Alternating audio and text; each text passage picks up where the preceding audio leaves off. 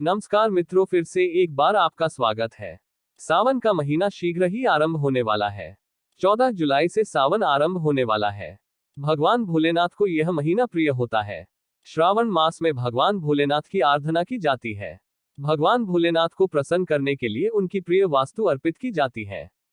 इसीलिए पूजा में हम भगवान भोलेनाथ को बेलपत्र भी अर्पित करते हैं।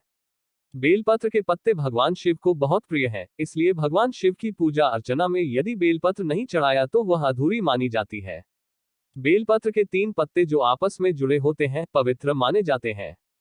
3 पत्ते आपस में जुड़े हुए हैं, इसलिए इन 3 पत्तों को त्रिदेव माना जाता है और कुछ का मानना है कि 3 पत्ते महादेव के त्रिशूल का प्रतिनिधित्व करते हैं।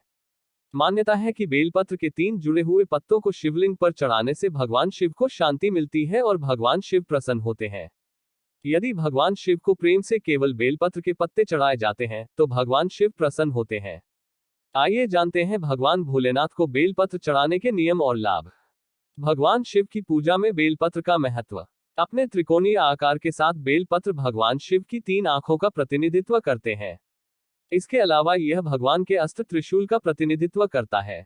बेलपत्र ठंडक प्रदान करते हैं। यह भी माना जाता है कि सावन पर बेलपत्र से पूजा करने वाले भक्तों को आध्यात्मिक शक्ति प्राप्त होती है। बेल वृक्ष के नीचे शिवलिंग की पूजा करने से मोक्ष की प्राप्ति होती है। भगवान शिव को बेलपत्र चढ़ाने से भगवान शिव बहुत प्रसन्न होते हैं। बिल्व वृक्ष के नीचे दीपक जलाने से ज्ञान की प्राप्ति होती है। बिल्व वृक्ष के नीचे गरीबों को भोजन कराने से आर्थिक स्थिति मजबूत होती है। बेलपत्र चढ़ाने के नियम। भगवान शिव को हमेशा उल्टा बेलपत्र यानी चिकनी सतह की तरफ का भाग स्पर्श कराते हुए ही बेलपत्र चढ़ाएं। बेलपत्र को हमेशा अनामिका, अंगूठे और मध्यमा अंगुली की मदद से चढ़ाएं एवं मध्य वाली पत्ती को पकड़कर शिवजी को अर्पित करें। शिव जी को कभी भी सिर्फ बिल्वपत्र अर्पण नहीं करें, बेलपत्र के साथ जल की धारा जरूर चढ़ाएं। बेलपत्र की 3 पत्तियां ही भगवान शिव को चढ़ाएं। ध्यान रखें, पत्तियां कटी फटी न हो। कुछ तिथियों पर बेलपत्र तोड़ना वर्जित होता है। चतुर्थी, अष्टमी, नवमी, चतुर्दशी और अमावस्या को, संक्रांति के समय और सोमवार को बेलपत्र नहीं तोड़ना चाहिए। ऐसे में पूजा से एक दिन पूर्व ही बेलपत्र तोड़कर रख लिया जाता है। बेलपत्र कभी अशुद्ध नहीं होता। पहले से चढ़ाया हुआ बेलपत्र भी फिर से धोकर चढ़ाया जा सकता है।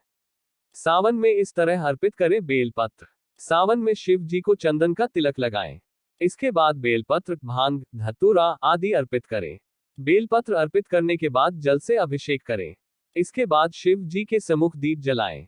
भोग में केसर की खीर लगाएं। ज्योतिष के जानकारों की माने तो भगवान शिव के पूजन में बेलपत्र का विशेष महत्व है। शिवलिंग पर बेलपत्र अर्पित करने से प्रसन्न होते हैं महादेव। मान्यता है कि शिव की उपासना बिना बेलपत्र के पूरी नहीं होती। अगर आप भी देवों के देव महादेव की विशेष कृपा पाना चाहते हैं तो बेलपत्र के महत्व को समझना बेहद जरूरी है। आइए जानते हैं कि बेलपत्र क्यों है शिव को इतना प्रिय और क्या है बेलपत्र का महत्व। बेलपत्र का महत्व। बेल के पेड़ की पत्तियों को बेलपत्र कहते हैं। बेलपत्र में 3 पत्तियां एक साथ जुड़ी होती हैं, लेकिन इन्हें एक ही पत्ती मानते हैं। भगवान शिव की पूजा में बेलपत्र प्रयोग होते हैं और इनके बिना शिव की उपासना संपूर्ण नहीं होती। पूजा के साथ ही बेलपत्र के औषधीय प्रयोग भी होते हैं। इसका प्रयोग करके तमाम बीमारियां दूर की जा सकती हैं। बेलपत्र के प्रयोग की सावधानियां।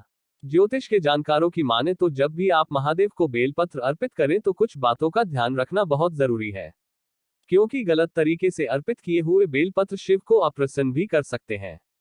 मान्यता है कि यदि भक्त शिवजी का जलाभिषेक करे या बेलपत्र नियमित तौर पर चढ़ाए तो वे भक्तों के सारे कष्ट दूर कर देते हैं।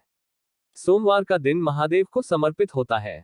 महादेव को भोलेनाथ भी कहा जाता है, क्योंकि वे इतने भोले हैं कि भक्त के श्रद्धाभाव से चढ़ाए हुए जल से ही प्रसन्न हो जाते हैं। इसके अलावा महादेव की पूजा में बेलपत्र का भी विशेष महत्व होता है। माना जाता है कि यदि महादेव के भक्त सिर्फ बेलपत्र या जल ही नियमित तौर पर उन्हें अर्पित करें तो वे भक्तों के सारे दुख दूर कर देते हैं। लेकिन क्या आपने सोचा है कि आखिर बेलपत्र भोलेनाथ को इतनी पसंद क्यों है और उनका जलाभिषेक क्यों किया जाता है? आइए आपको बताते हैं। दरअसल समुद्र मंथन के दौरान जब हलाहल विष निकला तो उसके असर से सृष्टि का विनाश होने लगा। इसे रोकने के लिए महादेव ने हलाहल को पीकर अपने कंठ में रोक लिया। इसकी वजह से उन्हें बहुत जलन होना शुरू हो गई और कंठ नीला पड़ गया। चूंकि बेलपत्र विष के प्रभाव को कम करता है, लिहाजा देवी देवताओं ने उनकी जलन को कम करने के लिए उन्हें बेलपत्र देना शुरू किया और महादेव बेलपत्र चबाने लगे। इस दौरान उनके सिर को ठंडा रखने के लिए जल भी अर्पित किया गया। बेलपत्र और जल के प्रभाव से भोलेनाथ के शरीर में उत्पन्न गर्मी शांत हो गई। इसके बाद उनका एक नाम नीलकंठ भी पड़ गया। तभी से महादेव पर जल और बेलपत्र चढ़ाने की परंपरा शुरू हो गई। बेलपत्र की 3 पत्तियों वाला गुच्छा भगवान शिव को चढ़ाया जाता है। माना जाता है कि इसके मूल भाग में सभी तीर्थों का वास होता है।